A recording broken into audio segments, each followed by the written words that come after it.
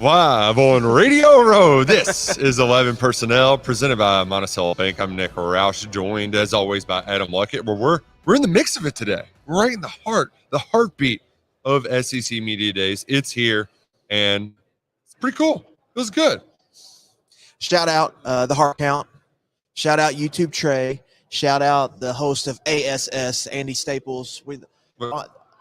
Andy Staples Show. ASS? He is an ass. No, I think it's Andy Staples on 3. Yeah, well, okay, same thing. Andy, you call it the same thing. And so they're letting us have the little table here. On 3's got a nice little table. Shout out to On 3 and the good folks in Nashville. Are you tired yet, Nick? Actually, I got a second wind. I kind of closed my eyes a little bit when Sark was talking. I didn't doze off completely, though. It wasn't Hugh Freeze putting me to sleep because Sark was actually engaging. We're going to talk about Texas's first day here. We're not going to talk about Jeff Lebby at all because Mississippi State, that was really boring. Alabama went today. Alabama Day has long been this huge event, and it was kind of weird having Kalen DeBoer here, but we were still talking about Nick Saban. Yeah, one thing on the Lebby thing, he did leak out like that the 3-safety defense might cause that offense some problems. Oh, so tell that to Brad White. So that's something so let's get that going. That we might have to dive into and look at a little bit closer because he said it's in the Big 12 and it's not really see it much in the SEC. So that's a subject for another time, but that's definitely going to be a July or August project that we'll dig into like KSR Plus. But yeah, Kalen DeBoer, Nick, I thought he did well.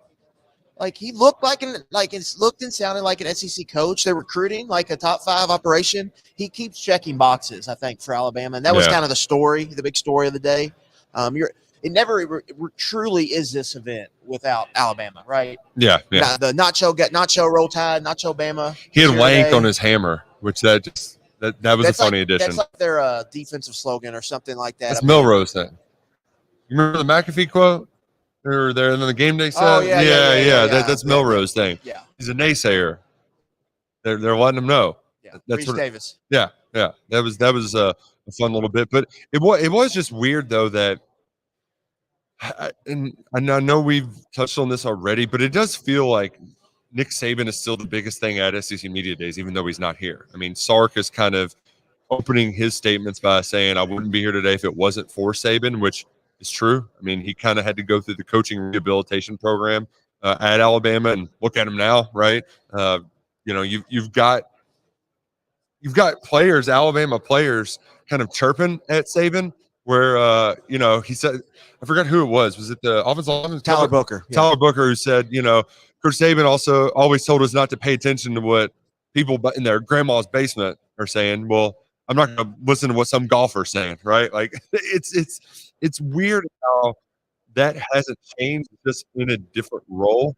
But like you said, I mean, Alabama's still going to be Alabama. And a week ago, when I was talking about teams that I'm buying and selling, like you can't sell Alabama just because of different guys there, especially when a guy like DeBoer, who just all he does is win. And like you said, there was a graphic today of just all the 5-stars. They got more 5-stars than anybody right now in that recruiting class. So things are going well now. That may change once they run into one of the most difficult schedules in the league this year. But I mean, they're Bama, right? Yeah. And I wrote about this today on KSR and pumping out posts on KSR Plus. Join the party if you haven't already. $1 sign up for new users. But yeah, I think my whole point of the story I wrote was pretty much like he keeps passing every test. Mm-hmm.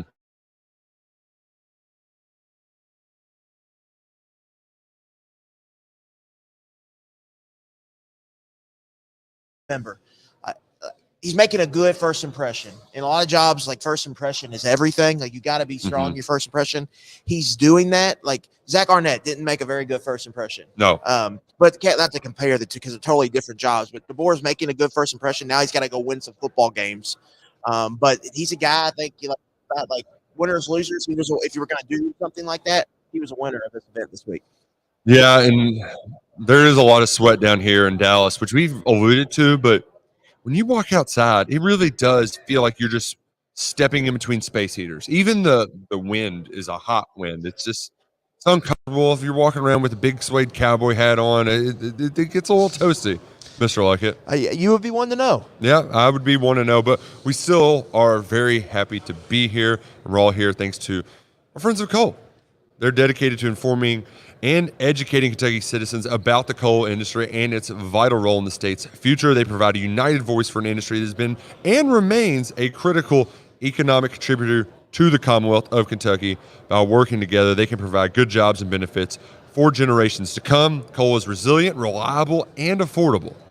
So Friends of Coal, it's a volunteer organization. Whether you're in the state or out of the state, you can be a member. Visit friendsofcoalkentucky.org to learn more. Friends of Coal sending us here to SEC Media Days, where tomorrow's the big show, where Kentucky takes the stage. Before we talk about that, I did want to spend a little bit more time, Luckett, on, we got to touch on Florida and all that, but Texas, it was weird seeing that logo up there, Luckett. Sark doing that? Yeah. It's just weird, but it does feel right. I mean, Sark has been, I would say that him and Kirby have been the most engaging speakers up there. And Sark's pretty affable. Like, I get why people want to play for that guy. And part of his long intro was, they had a lot of foresight in going into this league. He didn't know it when he took the job, but he found out pretty quickly what was going to happen.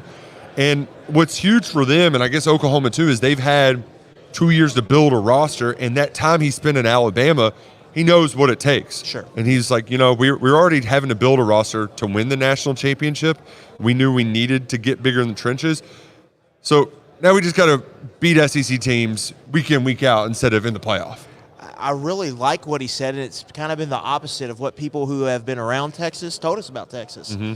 It was like, we've got to go out and earn everyone's respect in this league.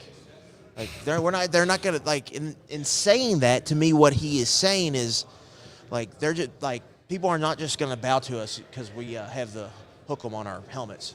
And so we're going to have to go out and earn respect. Like, we're going to have to go out and prove that we can win, that we can survive this gauntlet, that we can win games playing this schedule that's ahead of us. And so I think he struck the right tone, and expectations are high. And we talked about all week that it seems like they're entering the league at the right time. Like, they've got it built up, and they've been building towards this, really, Sark's entire tenure. Then I like what he said about, 5-7 in Austin wasn't very fun. That sucked. Yeah. 8-5 was a little bit better, but it wasn't great.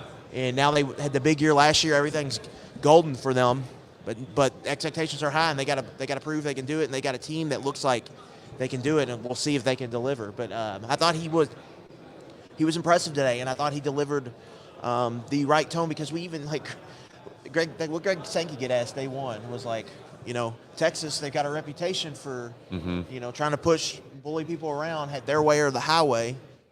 And Sark, I don't think, like, he didn't talk like that, at least to me. And so yeah. He had a one of us, like, sure, I'm yes. with you guys sort of talk, and not we're like going to be a productive member of the conference. We're not going to be a rogue member.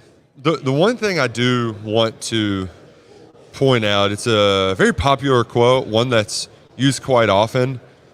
Everybody has a plan until you're punched in the mouth, right? And they're going to get punched in the face a few times. And that's where I think it's interesting where Kentucky falls on the schedule for them, because, Arkansas is an old Southwest Conference rivalry. I don't think it's the biggest one that they're looking forward to, but Kentucky, other than that, they hate Arkansas. Yeah. But Kentucky's sandwiched in between two of those old rivalries that are coming back together. And we talked with Billy Lucci. You're going to hear that conversation on the KSR YouTube channel. Talk to a lot of people to kind of help us get to know Texas today. And a big piece of the puzzle, for me at least, is you can have the roster on paper to withstand the physicality, but then attrition is going to happen at some point, right? Like that week-to-week grind is going to happen. And Kentucky, I think, is fortunate to face Texas on the road when they do. It's not going to be 1,000 degrees in Austin, and it's going to be at the end of the year where you might have a beaten and battered Texas, one who might be looking ahead, who might already be thinking they're comfortably in the college football playoff. You don't know. I'm not out here coming to SEC Media Days to say that Kentucky's going to beat them, but I do think that Like Mark Stoops knows exactly how brutal this league can be, and this is something Texas is going to have to experience for themselves firsthand. You never know how a schedule is going to shake out. So the easiest thing to do at this event, Nick, is kind of talk about your preseason expectations, and then just you're assuming everything's going to go to how you think it's going to go. And that's not how seasons shake out. Injuries happen, teams disappoint, teams come from nowhere. You never truly know how it's going to shake. And 2021 is the season I point to all the time. On paper, that schedule looked really rough, and then it opened up for Kentucky. So you never really know. Who's to say last year with Sark wasn't the one-off? Who's to say he's an 8-win kind of coach kind of thing? And SEC Mike is calling him a D coach come Halloween. Who's to say? Yeah. So we have to kind of let that play out, and you can't put too much into that. But yeah, I mean, on the surface, if you're just talking Kentucky schedule, it's hard to picture getting to 9 wins or getting to 10 wins or being a legit factor for the playoff with a couple weeks left in the schedule. But we don't know that those things are going to play out as is. The only thing we really know, Georgia's going to be an absolute monster. Outside of that, on Kentucky's schedule, I mean, anything could happen. Yeah. South Carolina could surprise. South Carolina could stink. Louisville could blow up with their transfer portal stuff. Ole Miss could blow up with their transfer portal stuff. Auburn might be a juggernaut. Peyton Thorne might have enough weapons to finally be kicking ass for Hugh Freeze. Diego Pontiac, the quarterback of Vanderbilt, might be the biggest surprise on the schedule. You just don't know. You have to let it play out a little bit, and that's kind of where Kentucky is when you kind of when you're trying to project, because that's the big thing. We're trying to project the upsets. Like, where can they pull an upset? Where is the Mark Stoops special? Where does that come from on one of those road games? Yeah, and it's hard to say right now. It is, but to get to Kentucky, which is they're coming up tomorrow. Mark Stoops will be at the podium at 3:25 Eastern. 2:25 for us. I've been really struggling with my Eastern Central time zones. You'd think I'd be better at it by now, but I still haven't gotten accustomed to it. But it's. I wrote about it today as sort of a preview, a look ahead for tomorrow. And we mentioned this some last week, but Kentucky has kept a low profile here, and we're coming to this event and we're not having people pull us off and say, hey, Devin Leary, is he going to be this first-team All-SEC quarterback that he might be able to be? There's not a lot of hype. There's not a lot of expectations. They just know Deone Walker is a game wrecker. And I don't think that's necessarily a bad thing. That might make our jobs a little bit more difficult, but it certainly feels like this is a concerted effort on Kentucky's part that, hey, look at all this that's going on over here, right? We got a new 16-team SEC, new college football playoff. Closer to home, you could even say they're flying on the radar closer to home because you've got basketball coaching search, you've got Nick Mingione taking a team to the College World Series. Like, there hasn't been a whole lot of off-season stuff yet, and it's going to get cranked up tomorrow, but I don't know how much they will go out of their way to try to crank this thing up to amplify the noise around the Kentucky football program. Yeah, I mean, why would we think it wouldn't be more of the same, really? Now, with that said, Deone Walker and Maxwell Hairston do a good job, I think, they'll give some quotes. But Maxwell Hairston ain't going to be there. Oh, he's not coming? Yeah. You forgot? No. Yeah, D-Jack and Marques Cox. Oh, yeah. Oh, yeah, you're right. He's not being – well, shoot, my bad. Because that's okay. Deone, that's okay. Then just peek, rewind that, and just delete that out right quick. We're not live or anything. Let's just edit that out, and we'll be okay. But Deone's coming here, and he will give a quote. Remember, I point to the Louisville quote all the time. But Maxwell Hairston not being here kind of is a signal to me about. That's a little. Yeah, that's kind of. It's odd. Like, I guess you couldn't bring 3 defensive guys. You don't need to bring D-Jack. I mean, we like D-Jack. No offense, D-Jack. I'm a big fan, but that's part of the reason why I just think it's evidence that they are trying to avoid a lot of the noise, because he is a great quote. Yeah. And he's a cornerback. Like, all those dudes sharp, right? Like, that's what they do, and he's a damn good one. So, not having him here is a little different, because when you go through, I filled in my All-SEC ballot today. We''s waiting to get ticked off tomorrow to fill his out, because it's going to tick him off. I don't need to ruin my Wednesday. I'm having a good Wednesday. I don't want to ruin it. We'll just do it on Thursday when we're working. Yeah, you get to like a dog to get out of here. Eight DBs. Just DB is what it's like. Not 2 corners. Don't get me started. Not 4 corners, not 4 safeties. But when you go through 4 guards on the All-SEC offensive line team, it's just great. You know that Deone's going to be a no-brainer. Hairston's going to be a no-brainer, and Barron Brown's going to be a no-brainer as a return specialist. Yeah. But outside of that, I don't know how many players are going to generate buzz other than we know they got some Georgia transfers who have a lot of potential. So I think Mark Stoops will be asked that question in the main room is about those Georgia guys. And the thing that I've learned when talking with a lot of people from Georgia is the more and more I just learn about Pop Dumas-Johnson and Brock Vandegrift. We talked about Brock yesterday, but especially Pop, like it's what Kentucky needs. How much is Mark Stoops going to say that? How much, I don't want to say pressure, but how much expectation is he going to put on those guys who ultimately will have to be significant leaders for this ball club? Yeah, it's going to be very interesting, the tone kind of, I think Mark Stoops comes out with. The tone's the right word, too. Like, does he give mumbo-jumbo non-answers? Or does he have statements? Yeah. I mean, I think Peter Burns talks about this all the time. Like when he came in here in 2018, I believe that was Atlanta. Yeah. I think that was the first time in Atlanta. He came out here and he was pissed off. And I think even Marty Smith and Ryan McGee have talked about this. About how he thought like people weren't talking about his team enough or whatever. Yeah. Is he going to do that this year? I don't know. I mean, if he did, it'd be kind of weird because it's like you haven't really done that all offseason. But roster. Like, let's go back to 2017. Let's go back to what the roster looked like then. There's a lot of similarities, right? Like, really the only big difference is the unknown quantity at running back. But you feel like they deserve some benefit of the doubt on that. Yeah, but they pump out 1,000 yards. Right? No, but like if you look at the other page, you can get excited about the receiver play, right? Like, sure, the returning production that year. When you had Mike Edwards make that announcement, you had Josh Allen make that announcement that they're coming back, and you looked at that defense and you said, there's some dudes here that could be in the NFL right now. They're coming back for another year. You can say the same about this team. When it comes to returning production, Kentucky leads the SEC in returning production.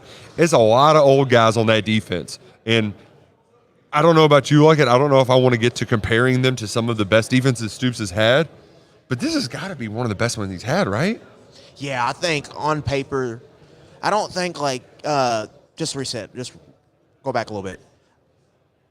2018, I don't want to put, you never want to put a defense in that kind of stratosphere. Mm-hmm. But to me, I think it legitimately, realistically, expectation-wise, you could expect it to be the second best defense that Stoops has had.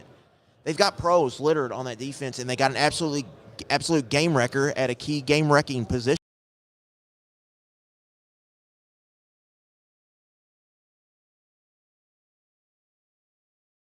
Job to pump his guys up, and I've gotten in trouble with my old radio producer making bets on how many guys would get drafted. But you go down the list: Hairston, Walker, Jackson, Pop Dumas-Johnson. I mean, that's 5 right off the top. Marques Cox is going to get drafted. Chip Trainum, Dane Brugler was going through his top running backs the other day, and I think he had him as 10th. Right? Like, if he has a big year, he can climb up there. Sure. Key, Brown, like, if they have big years, Macklin, like, that's a lot of guys who are going to be playing on Sundays and could potentially get drafted. That's the kind of roster you need to have success against this challenging schedule in the Southeastern Conference. Yeah, like project the combine. Yeah. Like project what in late February, early March, when we make the trek up to Indies and go eat stuffed breadsticks at Kilroy's, like project how many Kentucky players can be there. Like that is a way you really, like, I think that's a good way most years to kind of project what kind of season you could have. It's like how many ready pros do you have on your team? How many ready guys at NFL teams will be willing to spend an important asset on, which is a draft pick? I think this year there's a lot of them, more than normal. I think that they're going to push whatever their record is. I think they have a legit chance to do that this year. And then you might have, what if and then you have to play the what if with Brock Vandegrift. Like, what if he does this? What if he does that? So I think there's a very, very good chance that we see them have a big turnout in a big draft weekend when that arrives in April. And before that happens, you should see a really good season. I think that they have the personnel and they have the pieces. And projecting even farther than that, Nick, like they could have a lot turn over off this team. Oh, yeah. It's looking like that. And so you could have a little bit of a reset year with pretty much the same schedule next year, in 2025. and it would be you would play the home teams away. You're flip flopping. You're going to the Plains. Right. You're doing a home and home with these eight SEC opponents. So that's a little scary. So you really need to cash in, and if you that's why another 7-5, 6-6 could be really frustrating because it's 3 years in a row. This one could be explained more easily, but if you look up and Kentucky had all this NFL talent, it would be seen as a disappointment probably. There's no doubt about it. You played the quarterback game, so I do want to take a moment to play the quarterback game, if you will, because our pal Aaron Gershon from the Cat's Paws, he was right next to us when Graham Mertz was going through his breakout session, and Aaron asked him about this kind of sliding doors moment where, how much time did we spend studying Graham Mertz to get ready for? Well, we were doing the whole thing where we were kind of like getting ready to defend Graham Mertz.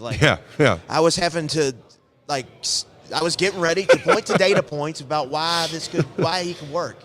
And guess what? He kind of worked in this league. He's working. Yeah. A lot of people are excited about him. If you look just at year to year, his stats versus Devin Leary's, Devin Leary led the SEC in touchdown passes, but was last in completion percentage, where Mertz was the best in completion percentage. So and they played two different styles of ball, I would say, where Kentucky was more vertically driven passing game, and Florida with Graham Mertz was more dink and dunk passing game operation. Be efficient, let's complete a bunch of passes. And they had a true first rounder who could get open very consistently, and Kentucky's receivers had problems creating separation and getting open. I think a lot of people who were wanting more would say, well, if they just would have stuck there with Mertz, that would have been a better season. But you might be worse off now if Brock Vandagriff's the guy. Because Mertz, he's back for another year.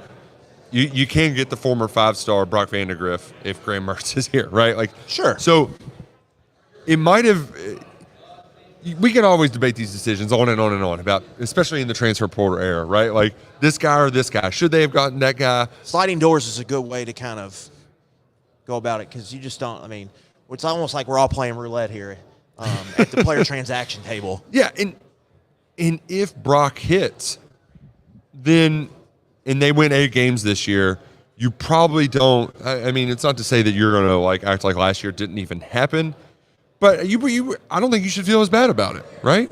You shouldn't feel as bad about the decision they made at the time. It was weird how that all shook out. There's no doubt about it. Yeah, it was an interesting dynamic.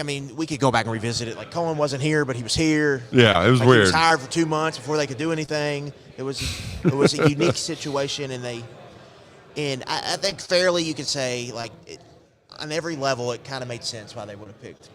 Leary. Yeah. At the time, Kentucky hit the home run. Even fast forward to where we're standing right now, it just made he had more pros in his pros list. Higher ceiling. Yeah, I think it made sense to do that, but it did the fit wasn't great. No. It didn't work out as well as everyone wanted it to, and so you have to ask that question. But yeah, that's definitely something we have to think about. What would Kentucky look like with Graham Mertz? What would Kentucky's projections for next year going into the season look like with Mertz? To me, Nick, I think we've heard them talk about, running the football. If you're going to be this committed or this to making this work, to making the run game work, you need to get a guy who can run the football in. Brock Vandagriff can run the football. We talked about that yesterday, but that's going to be a big, element of the offense, and that's something I think we've seen. Bush Hamden, he didn't have that at Washington. Jake Browning could scramble a little bit. Mm-hmm. Jacob Eason wasn't much of a threat running the football, but he had it at Brady Cook, and when he called plays those 3 games, Brady Cook ran the ball a lot, and then he had it last year with Taylon Green, who will be starting at Arkansas this season. They're going to run he wants to run the football with the quarterback, and that's going to be a big part of the operation. And for Kentucky, that's probably going to be in a world that you just need to stay in. Let's just stay in this running quarterback world. Let's consistently be able to run the football, and then if we can get the passing game humming, then we can have really good seasons on offense. And where they tried to do the opposite, I think, the last 2 years. Let's get the passing game humming. Yeah. Let's not run the quarterback.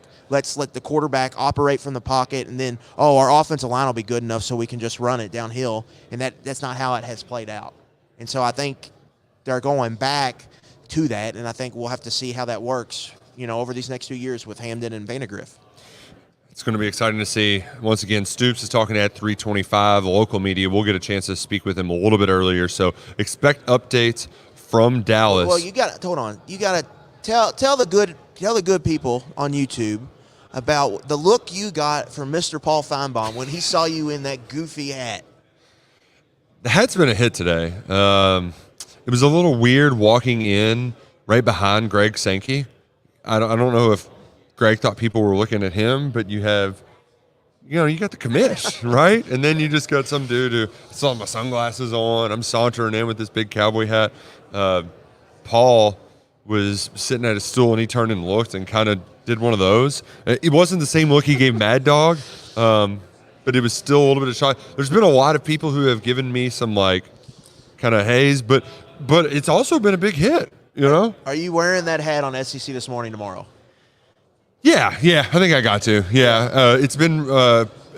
Andy Staples has a request out for it, so you got to give the people what you want. It's not SEC media days unless Nick Roush wears a ridiculous hat.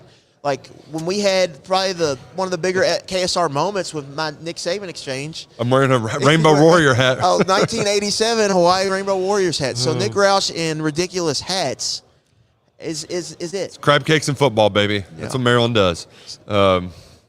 Yeah, I'm excited. It's coming out tonight. It's going to be a good time. Maybe we'll have some fun. Yeah, we got a bunch of YouTube stuff coming everyone's way. We got really good interviews today, really good. Some friends of the program jumped on with us. We talked some ball. It was a really good time. Yeah, made some new friends, too. Eddie Radosevich from Sooner Scoop. So we'll have a lot, too, for you to consume on Friday while we're making the trek back from Texas. And at the end of the show, I guess we can lead into it. We're going to be speaking with Nick Delator, but we need to touch about what Billy Napier, his on-schedule comments, because that was, I don't know, Billy Napier, there's just something about him that, he kind of seems full of it, right? Well, he's defending himself because he knows what's at stake. He gives me Danny Tanner vibes, though, when he's just standing up talking. It's just something feels a little off there. This is where if I was on First Take, we would have a lead in the commercial. Clark Lee and Billy Napier are the same coach heading into year 4. Coming up next on ESPN's First Take. But I think both of these. I'm just imagining the graphic too, with the crazy. Oh man. Both of these guys, I think, were real. These were hires I liked, not just because they were both bald or going bald or had a buzz cut. They were both hires I liked, and I think they were both sensible hires, and you could see the path working out, but the game has changed. And, man, I think the portal has hurt both of them. Well, in the NIL situation with Florida, with Caden Rashada and all of that, it has totally changed how you build a program. And both of those guys, they both like to say meticulous, and they both like to use some big words, they are – I think org chart kings kind of thing, but it's different how you have to build a team now and build a roster and go out and win games. And I think both of those guys have kind of struggled to evolve a little bit. I think they're both good football coaches, and I think if they both got a second shot somewhere, they would have a good chance to succeed. But I think they both kind of struggled. And I think Napier today, what is he supposed to say? I guess the on schedule, I don't know if that was the right kind of way to term that or say that. But he's saying, I like my team. This is the best team we've ever had, the most depth we ever had, which is a big thing. Everyone's got the most depth they've ever had. Most depth ever. Deepest team, best shape of their lives.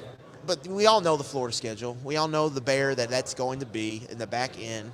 And Napier, it's going to be tough. He hasn't had a winning season yet at Florida. It's tough to see that happening this year. And then what happens if he goes 5-7, 4-8?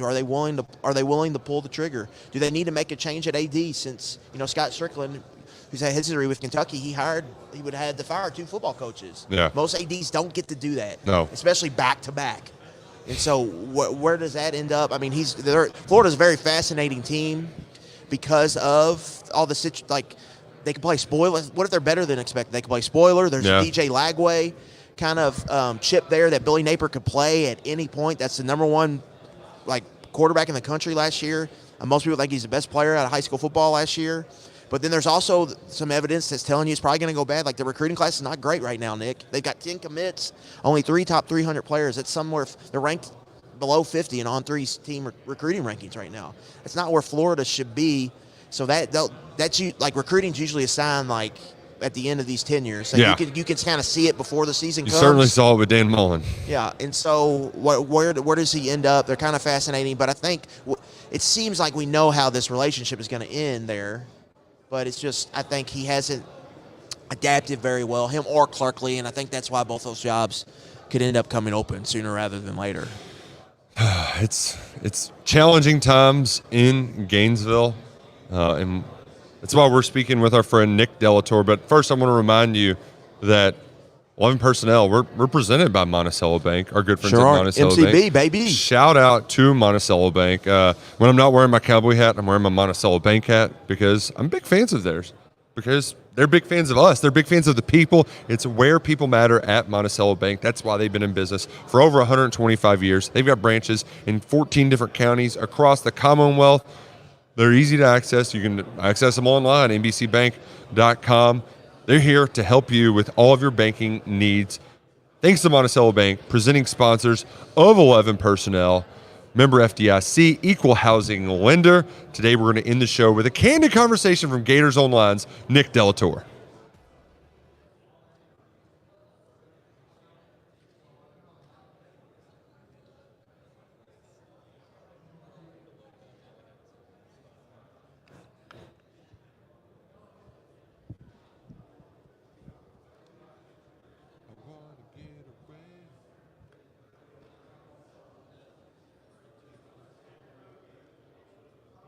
Here at Radio Row with Gators Online's Nick Delator, where for many, many years, Kentucky fans avoided the Florida Gators like the plague. It was a Rorschach test of awfulness. Every time we saw the Gators, the hairs would stand up on the back of our necks. We heard Steve Spurrier talking about Kentucky's punters.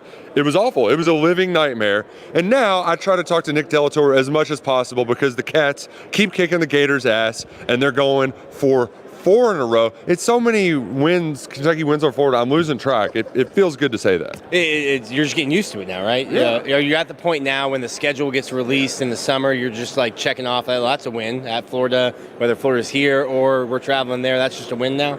Well, it's I would push back on that, but this year at Ole Miss, at Texas, at Tennessee, I'm thinking, well, if you're going to win one on the road, you got to win one down at the Swamp. It's weird. It's later in the year, and you've talked about the schedule probably, 100,000 times at this point, but by the time Kentucky gets Florida in November, they've already faced quite a bit of gauntlet, and then the most difficult challenges lie ahead. And so for Kentucky fans, it's what kind of Florida team are we going to get? How battered will they be? Can they still have hope at that point in the season? Well, I don't want your fans to take this the wrong way. Kentucky's still in the easy part of Florida's schedule because Kentucky comes right before a bye week, and then it's Georgia at Texas, LSU, Ole Miss at Florida State. So not that Kentucky and Mark Stoops are an easy game for Florida, but when that's what you have after, it's the easier portion of the schedule. Florida's back half of the schedule is tough. I think you have to start hot with a win against Miami, but then you've got 2 first-year head coaches. I think Florida thinks they can get wins, Mississippi State and Texas A&M. And then UCF, don't lose to little brother inside the state. Florida, I think, feels good playing at home. They get a lot of tougher games at home this year. And certainly when you look at Florida, Kentucky, I went most of my life not ever seeing Kentucky beat Florida, and now I've covered a bunch of those games. So I think for Billy Napier, it's a huge thing. And Florida fans, psychologically, I don't think can handle losing 4 in a row. Billy Napier would be the first Florida coach ever to start his career 0-3 against Kentucky. Not a good precedent. I think we were talking earlier that I think it's been since the 30s or 40s that an entire senior class hasn't gotten a win. A Florida senior class hasn't gotten a win over Kentucky. So a lot of other stuff on the line more than just a football game.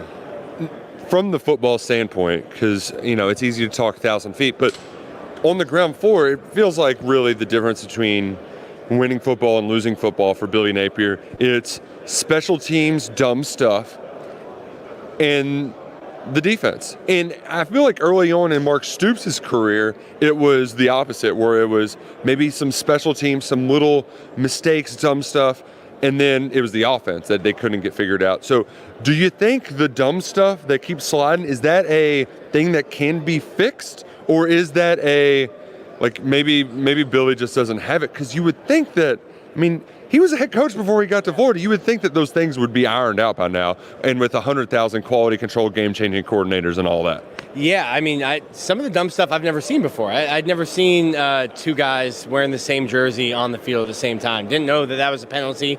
Learned it that year. For me, there's so much stuff going on, and you take over a job, and you probably lose that first year of your life taking over a job. And I loved Mark Stoops' comment last year at Media Days, which kind of blew up it's easy to change a climate, it's tough to change a culture. And I think they were trying to change culture, but also now the transfer portal is a thing, and how do we deal with that? And now there's name, image, and likeness, and there's essentially free agency without a salary cap. So I think there were just so many things going on, and Billy Napier was trying to take everything on, and there's just too much on his plate to handle all of this stuff. I think they've got their systems together in that regard, and he doesn't have to have his hand in everything because they've kind of got the motor greased up and the machine's running a little bit better. But certainly some of the stuff we've seen with 9 guys on the field for a punt block, I don't know that you're getting to the punt when you're playing 2 guys down. So, yeah, some of that stuff is just inexcusable ever, but certainly inexcusable in year 3. Well, and it just magnifies everything else. Like, everything else feels much worse when you're kind of putting handcuffs on yourself. You're not giving yourself a chance. But I do want to get a little bit more in the defense, because I love the cuts to the sideline to see Armstrong either losing his mind in celebration or also just like having a befuddled look on his face.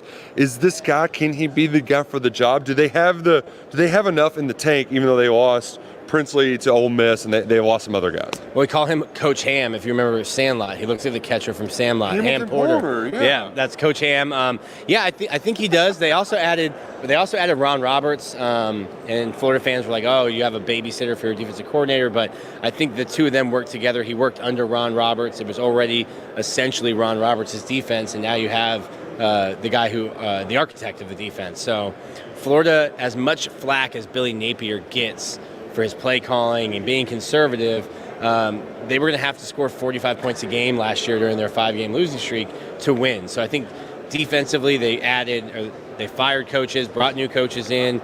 They brought in 13 new players for the transfer portal and freshmen, guys who are going to start, make an impact, be in the rotation. So Florida, as much as we talk about the offense and it being boring or slow or disorganized, really identified the defense as what was the cause for their losing season last year. So you'll see guys like Asa Turner, DJ Douglas, and then I think Pup Howard's one that we're really excited about to watch him play.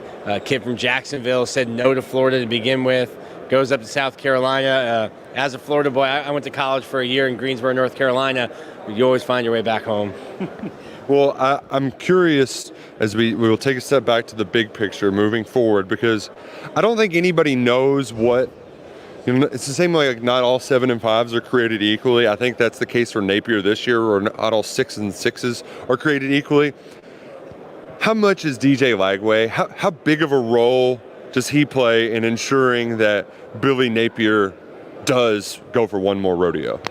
Yeah, well, I don't think you can keep a coach to keep a player. Like, if you feel like you need to make a decision and change a head coach, you're not saying, well, we're going to lose our 5-star quarterback. If you have to make a head coaching change, you make it. But to your point, I think there's no sense in redshirting DJ Lagway. In our era now, if DJ is what we all think he's going to be, he's going to play 3 years of college football and then go to the NFL.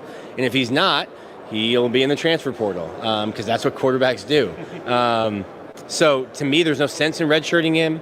If you're Florida, like you said, there's 6 and 6, but what if the 6 losses are close to Georgia, close to Texas, close to Florida State on the road, close to Tennessee on the road, versus 8 and 4, but those 4 losses are to Georgia, Texas, Florida State, and Miami, and you get blown out in all 4. The 6-6 might look better with close losses than 7-5 with blowout losses. Well, and then the other hand too, like what if you do play Lagway towards the end because you're just like, all right, this Mertz thing it's fine, but let's give DJ a shot, and then he goes and upsets Ole Miss, or LSU, excuse me. But like you can see a path forward, but you can also see the other path where Mark Stoops gets the boys fired up and they go down there and Florida fans just melt. They just absolutely melt. Thank you for ruining my summer, putting that out there already. For me, it's Graham Mertz's team, but you need to create some positivity around DJ. You need to put him in situations where he can be successful to build some hype and to build some anticipation for when you'll hand the team over to him next year. I think it's almost like the same situation Josh Heupel was in with Tennessee last year with Nico. And it was like, hey, you have Joe Milton, and I think Graham Mertz is a better quarterback than Joe Milton. And Joe started the whole year in that system. So to me, DJ's your future. He needs to be talking to the receivers when they're on recruiting trips. He needs to play against Miami. He needs to play against at Tennessee. He needs to play at Florida State, against Kentucky, against Georgia, to see what that feels like, what the speed of the SEC is, so he's not learning it in 2025. He needs to play more snaps than Graham Mertz against Samford. The last time Samford was at Florida, they scored 50 points, and it was like a 72 to 50-something game. You don't need a repeat of that. You need to give DJ Lagway the entire second half against Samford. He is the future, but right now Graham Mertz is the guy I think that they feel gives them the best chance to win games, and they need to win games to have the opportunity to enjoy coaching DJ Lagway next year. It's fascinating, always fascinating over at Gators Online. If you're subscribed to KSR Plus, which if you haven't yet, promo code UK1 gets you 2 months for $1. You can read all the great content over there. There's Scoop on Cormani McClain. I mean, it's when I say there's never a dull moment on the Florida beat, there never is, and that's why we always love chatting with Nick Delator.